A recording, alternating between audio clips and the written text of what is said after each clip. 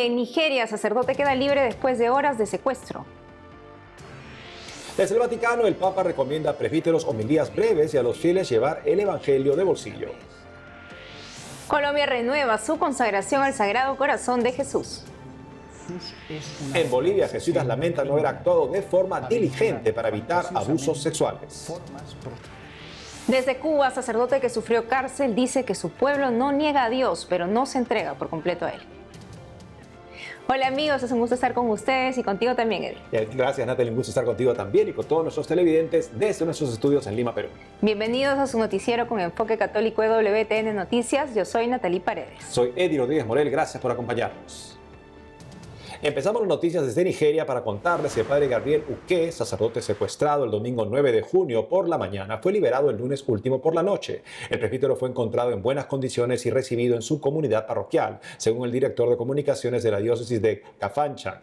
El padre Uke fue tomado como rehén por un grupo de bandidos armados que entraron en su parroquia de Santo Tomás en el noreste de Nigeria. El vicario general de la diócesis de Kafanchan condenó los incesantes secuestros con fines de extorsión de ciudadanos inocentes e indefensos de las comunidades. Según la agencia Fides, en mayo en Nigeria al menos otros 2 sacerdotes fueron secuestrados y luego liberados después de algunos días. Y ahora llevamos la mirada hacia el Vaticano, desde donde el Santo Padre prosigue con su catequesis sobre el Espíritu Santo, esta vez como inspirador de la Biblia. Nuestra corresponsal Paola Arriaza nos informa. El ingreso del Papa Francisco a la Plaza de San Pedro para impartir su catequesis semanal fue muy especial. En junio se conmemora el 80 aniversario de la liberación de Roma, que fue posible por la intervención de algunas brigadas irlandesas en 1944. Por ello, los miembros del Real Regimiento Irlandés tocaron su música tradicional mientras el Papa saludaba a los fieles desde el Papamóvil. El pontífice dedicó su catequesis a la acción del Espíritu Santo, en concreto a la inspiración divina a través de la Escritura. El Papa señaló que si bien el Espíritu Santo ha inspirado las Escrituras, continúa obrando en la Iglesia actual y no deja de inspirar el día a día de los fieles. Può capitare infatti che un certo passo della Scrittura. Puede suceder en efecto que un cierto pasaje de la Escritura que hemos leído tantas veces sin ninguna emoción en particular, un día lo leamos en un clima de fe y oración, y entonces ese texto de repente se ilumine, nos habla, arroja luz sobre un problema que estamos viviendo, aclara la voluntad de Dios para nosotros en una determinada situación. Dio per noi in una certa situazione e così via. El Santo Padre señaló que esta acción del Espíritu Santo también se ve reflejada en la Iglesia, a quien llamó la intérprete autorizada del texto inspirado. La tarea de la Iglesia es ayudar a los fieles y a quienes buscan la verdad a interpretar correctamente los textos bíblicos. El Papa habló de la importancia de la Lectio Divina, que consiste en dedicar un momento del día a la lectura personal y meditativa de un pasaje de la Escritura. Por ello, recomendó a los fieles llevar consigo un evangelio de bolsillo. El pontífice añadió que la forma de vivir el evangelio por excelencia es en comunidad, en la celebración eucarística. Dijo que la homilía es la reflexión de las Escrituras y enumeró algunas características que contribuyen a su mejor comprensión. Ma l'omelia per questo deve essere breve. Pero la homilía, por ello, debe ser breve, una imagen, un pensamiento y un sentimiento. La homilía no debe durar más de 8 minutos, porque después de este tiempo se pierde la atención y la gente duerme, se adormece y con razón. Y la gente si duerme, se adormenta, y ha ragione. Al finalizar la audiencia general, el Papa Francisco renovó una vez más su llamado por la paz en Ucrania, Oriente Medio y Birmania. En Roma, Paola Arriaza, EWTN Noticias. Nos vamos a Colombia, país que este mes está más unido que nunca al Sagrado Corazón de Jesús frente a las crisis que afronta. Nuestra corresponsal Lida Lozada nos cuenta. En el día de la solemnidad, Colombia renovó su consagración al Sagrado Corazón de Jesús. Las 77 jurisdicciones eclesiásticas se unieron a este rito que denota no solo devoción y tradición al contemplar el corazón traspasado de Jesús, sino también un importante compromiso para los católicos del país, especialmente en esta época de múltiples desafíos humanitarios y sociales. Precisamente, la Eucaristía Central fue presidida aquí en la Catedral Primada de Colombia, en Bogotá, por el cardenal José Rueda Aparicio, presidente del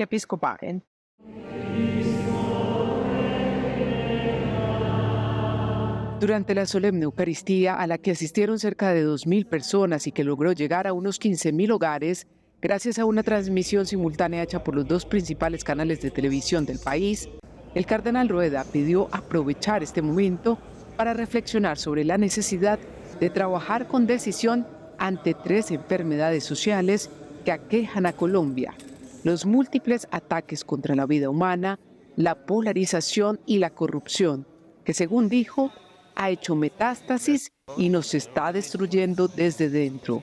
Para sanar esas enfermedades, los obispos han pedido acudir al amor de Jesús y a 4 pilares que ayudarían a vivir una nueva etapa de la historia nacional orientada a la reconciliación. Un primer pilar, buscar la unidad nacional, para que todos trabajemos yendo en la misma barca y con las mismas metas, compartiendo las diversidades. Segundo punto, que seamos capaces de sanar la política, que sea una política que supera la polarización y nos lleva a encontrar una política del bien común, de la amistad social. Tercero, estamos pendientes de una necesidad muy grande que el Papa Francisco nos ha puesto en el corazón, y es una nueva economía. Una economía donde está en el centro la persona, la familia y los más pobres. Es una economía a la luz del Evangelio y de la doctrina social de la Iglesia. Y finalmente hemos dicho, es necesaria una nueva pedagogía que nos lleve a encontrar el valor de la vida en la ecología integral, donde el centro es el ser humano, y cuidando el ser humano somos capaces de cuidar y de custodiar la biodiversidad que el Señor nos ha dado. El 22 de junio de 1902 fue la primera vez que Colombia se consagró al Sagrado Corazón de Jesús. Esto tras 3 años de una guerra sangrienta que destruía el país por motivaciones políticas, conocida como la Guerra de los 1000 días. El entonces arzobispo de Bogotá, Monseñor Bernardo Herrera Restrepo, como súplica por el fin de esta situación que amenazaba con convertirse en una verdadera catástrofe nacional, lideró la consagración. Este momento quedó también simbolizado en la construcción de la Basílica del Sagrado Corazón de Jesús en el centro de Bogotá, mejor conocida como Basílica del Voto Nacional. 5 meses después, el 29 de noviembre de 1902, se firmó el Tratado de Wisconsin, que puso fin a este episodio violento y que condujo a Colombia hacia un capítulo de armonía nacional. De ahí la devoción. Hoy la Iglesia pide que esta misma consagración motive nuevamente la unidad nacional y la reparación bajo una misma advocación, la del Sagrado Corazón de Jesús. En Colombia, Lida Lozada, EWTN Noticias. En otras noticias, los jesuitas en Bolivia emitieron hace poco este comunicado en el que lamentan el profundo daño y dolor causado a las víctimas de abuso sexual por parte de miembros de la Iglesia Católica y no haber evitado los abusos cometidos por el sacerdote jesuita Luis To González en España en 1992, posteriormente trasladado a Bolivia, donde continuó con sus crímenes. De acuerdo a documentación publicada por medios españoles, antiguas cartas entre los jesuitas de Cataluña y de Bolivia reflejan que la orden religiosa ocultó los abusos del padre Luis To. Al respecto, en su reciente misiva, los jesuitas se comprometieron a que las víctimas alcancen justicia integral. Sobre esto también habló el vocero de la Compañía de Jesús en Bolivia, el padre Sergio Montes. Escuchemos. Deseamos manifestar que la Compañía de Jesús en Bolivia ha encarado las denuncias recibidas relacionadas a miembros de la orden en décadas pasadas desde el respeto, la humildad, la transparencia y el espíritu de colaboración con la justicia, obligación que continúa plenamente vigente. Asimismo, trabaja incansablemente en acciones preventivas como la elaboración y actualización de protocolos de prevención contra la violencia que guían a cada una de sus instituciones en el país, con el fin de garantizar la no repetición de estos abominables delitos. A partir de publicaciones recientemente hechas en España que involucran al sacerdote jesuita español Luis To González, fallecido en 2017, y otros miembros de la orden, en abusos sexuales a niños, niñas y adolescentes, la Compañía de Jesús declara que asumirá las acciones que la justicia determine, en el marco del respeto al debido proceso y los derechos de las personas, y que seguirá colaborando con esta en todos los ámbitos que sean requeridos. a tiempo de solidarizarnos con el dolor y con el daño que han podido sufrir las víctimas a causa de los abusos perpetrados por este u otros miembros de la Orden, esperamos que las investigaciones que lleva adelante el Ministerio Público sobre cada uno de los casos muestren con verdad, justicia y transparencia la realidad de lo acontecido, y enfatiza que la actitud de colaboración decidida y compromiso efectivo que se ha materializado en todo este tiempo continuará como política institucional de colaboración y transparencia. No nos cansaremos de repetir, nuestra prioridad son las víctimas y la sanación de sus heridas, y para ser consecuentes con lo expresado, les hemos brindado ayudas para atender su situación y estamos colaborando con las investigaciones en curso para que se les haga justicia. Y ahora noticia de Polonia. La Conferencia Episcopal del país emitió una carta expresando su oposición a la propuesta de un grupo de legisladores de legalizar el aborto hasta la semana 12 de embarazo y eliminar las penas a las mujeres que lo practiquen. Al respecto, los obispos enfatizaron que nadie tiene derecho a decidir sobre la vida de otro ser humano. La misiva sobre la protección de la vida fue aprobada durante la reciente asamblea plenaria de los obispos polacos en medio de una creciente presión política para levantar la prohibición casi total del aborto en Polonia. Los prelados calificaron la propuesta extremadamente peligrosa para la seguridad pública e instaron a todas las personas de buena voluntad a oponerse. La carta será leída en los templos después de las misas este domingo 16 de junio. Veamos ahora cómo va la defensa del niño por nacer en otras partes del mundo. En Estados Unidos, el padre Fidelis Monsik, activista provida, fue excarcelado este lunes tras una condena de 3 meses por violar una orden de libertad condicional. El sacerdote franciscano ha sido arrestado en múltiples ocasiones por su defensa al no nacido. Por ejemplo, en 2022, al participar en una acción provida llamada Red Rose Rescue o Rescate de las Rosas Rojas, esa vez el presbítero junto a otros activistas entraron a un negocio del aborto y regalaron rosas rojas a las mujeres embarazadas y al personal para hacerles saber que son amadas y que el don de la vida es precioso. En Ginebra, Suiza, delegados de países africanos y de Oriente Medio criticaron al director general de la Organización Mundial de la Salud, OMS, por intentar imponer el aborto libre en 34 países de África y Oriente Medio. Según Infocatólica, durante la Junta Ejecutiva de la Organización Mundial de la Salud, Tedros Adhanom mezcló historias personales con afirmaciones de que el aborto es necesario para reducir las muertes maternas. Tedros, biólogo de origen etíope, les pidió que aprobaran la propuesta por solo un año. El Parlamento etíope aprobó una ley con respecto al aborto cuando yo era ministro de Salud. Dicha ley se aprobó debido a los problemas prácticos que afrontábamos. La tasa de mortalidad materna era muy alta en Etiopía. Gracias a las últimas intervenciones en los últimos años ha ido en declive. 2 de las causas principales de la mortalidad era la hemorragia posparto y el aborto no seguro. Posteriormente también está la hipertensión, las infecciones y las complicaciones durante el parto. Estas son las 5 principales, pero las 2 principales, el hemorragia posparto y el aborto no seguro. Y como ya saben, Etiopía es un país muy religioso, pero cuando vemos a las madres que mueren y cuando sabemos por qué mueren, no podemos hacer la vista gorda. Más de una docena de países votaron en contra del aborto libre en África y Medio Oriente, planteado por la máxima autoridad de la Organización Mundial de la Salud. Hacemos una pausa y al volver, desde Cuba, sacerdote que sufrió cárcel dice que su pueblo no niega a Dios, pero no se entrega por completo a él. Además, hoy es la fiesta de San Juan de Sahagún, predicador que salvó su comunidad de una epidemia. Regresamos con más noticias con Enfoque Católico.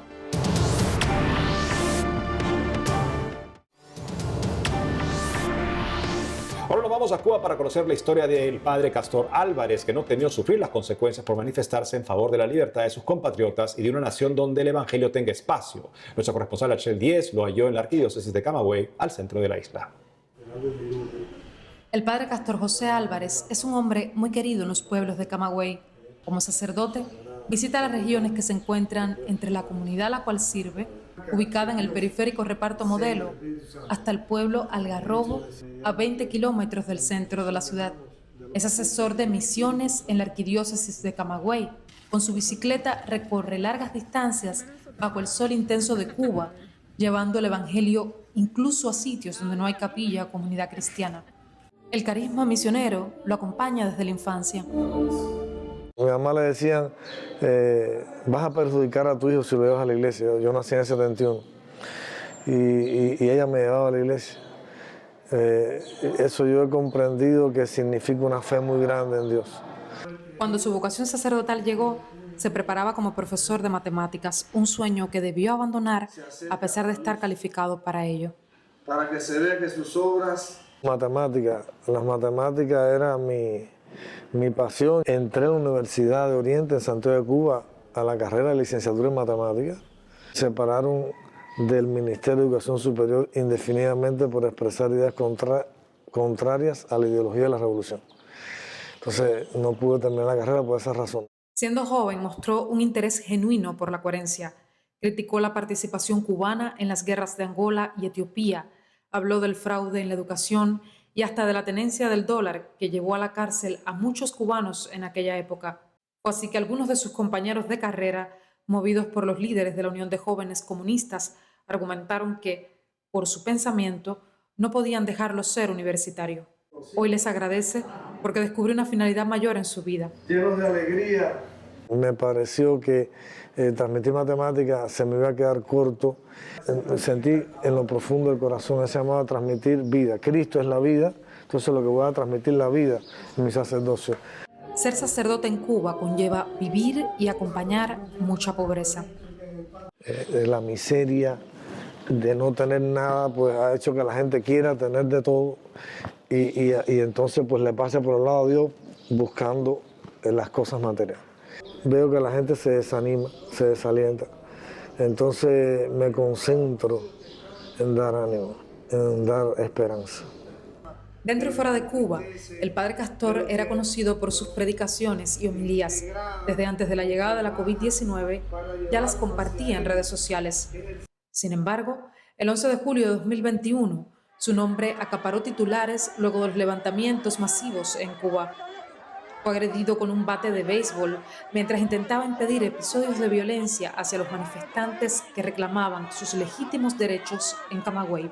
Yo pensé que los camagüeyanos no iban a salir por la calle, un sol, cerrado todo por la COVID, era ilegal andar por la calle, etc. Yo pensé que no iban a salir, pero no pude llegar a mi casa, porque decir, ¿cómo voy yo a dejar que estos muchachos solos con el peligro, ¿no? Sí, sufrí el hecho de que querían coger a algunos jóvenes de la policía y detenerlos. Y bueno, pues busqué que eso no sucediera. Y como te decía también, apartar las riñas que empezó a haber entre los militares, el MININ, la FARC y los manifestantes. Riñas, peleas físicas, ¿no? Entonces yo le decía, ustedes no están para darle golpe a la gente. Le decía a los militares, a los uniformados, ¿no? Ustedes no están para... Dejen que hablen. Y yo lo que quería darle a entender que no es un desorden hablar. Bueno, terminé en un calabozo. Terminé en un calabozo con un golpe en la cabeza, 4 puntos. Y la noche del calabozo fue una noche especial. Yo era el más viejo, con 50 años. Había lo mismo paleros, que negociantes que iban a Rusia, que un homosexual, que un muchacho trabajador de la instancia del gobierno, que un muchachito de 16 años descalzo, que posiblemente dijo después que no tenía zapatos. Entonces, en ese momento me empezaron a preguntar por la sábana santa, por la cruz de Jerusalén. Uno me dijo, a ver, padre, ¿por qué ese mapa de Cuba, por qué la isla de Cuba, Dios la tiene tachada?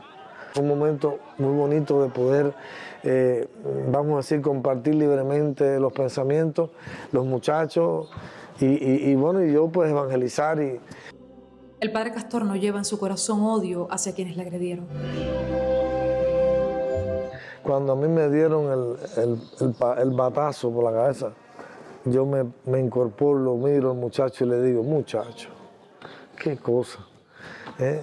Y realmente, bueno, pues gracias a Dios no tuve problema, ¿no? Yo rezo por todos ellos, por el que me dio el batazo por la gente del MININ, de la FARC, la policía, el gobierno, el partido, los aprovechados.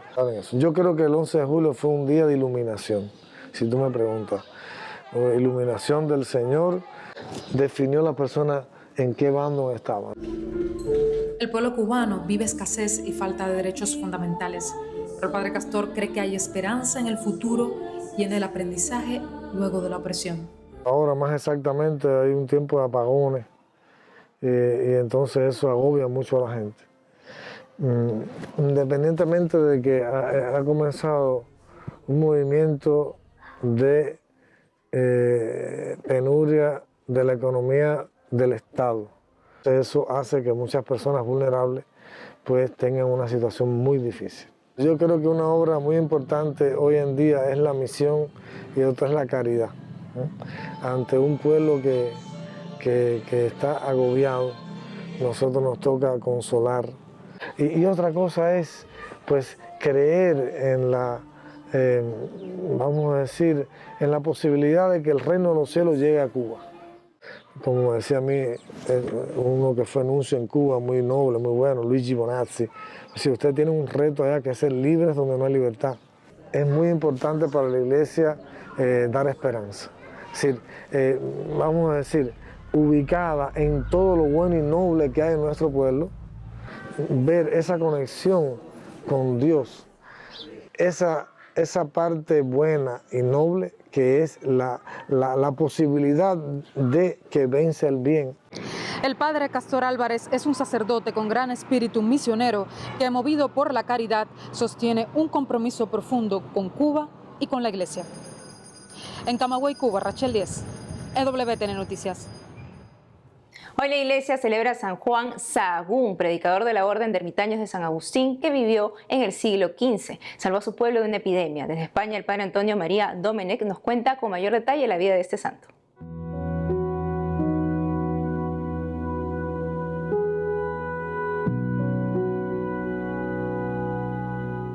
San Juan de Sahagún fue un sacerdote de esa localidad, nacido cerca de Salamanca, y estudió allí sus estudios para ser presbítero y después entró en una comunidad religiosa. Estamos hablando del año 1430, en el siglo XV. Empezó primero como predicador porque predicó en el día de la fiesta de San Sebastián, uno de los colegios de Salamanca, y gustó mucho a todos, pero después se puso enfermo y le prometió a Dios que si se curaba, dentro de las dificultades de esa época para curarse, entraría de religioso. Y pasó a formar parte, al ser curado, de los padres agustinos. Allí pasó el noviciado trabajando en los oficios humildes de la comunidad y cuentan de que un día, sirviendo el vino a los padres de la comunidad, le dieron muy poco para servir a todos y les sirvió en abundancia y todavía sobraba. Entonces es casi como el primer milagro, de los que después hizo muchos, sobre todo librando a Salamanca de la peste del tifo negro, que por su oración dicen que se salvó la ciudad. También a la hora de la muerte dicen que una mujer lo envenenó porque un hombre que vivía con ella, después de oír su predicación, ya decidió separarse de esa vida, y entonces la mujer se vengó y murió solo con 49 años. Una de las virtudes más importantes de San Juan de Sahagún era el proponer a todo el mundo la paz. En la ciudad de Salamanca había dos partidos opuestos que tenían una lucha muy competitiva e incluso con violencia, y no paró hasta que consiguió que firmaran un tratado de paz entre ellos. Y también gustaba de poner paz en las familias, las iba a visitar cuando había algún problema y arrancaba de ellos ese deseo de estar pacíficamente. Creo que en una sociedad como la actual hay que poner en valor lo que es la palabra de Dios, la Sagrada Escritura y la predicación, porque la fe entra por el oído. Y es cierto que tenemos ahora muchos medios para escuchar palabras de fe, este mismo, biografía de los santos, audiolibros, pero no cabe duda que el cara a cara, la palabra dicha de uno a otro, tiene un efecto especial porque el Señor quiso que así fuera a través de los ministros de la Iglesia. Entonces es una invitación a todos a formarnos bien para poder transmitir bien la fe a los demás.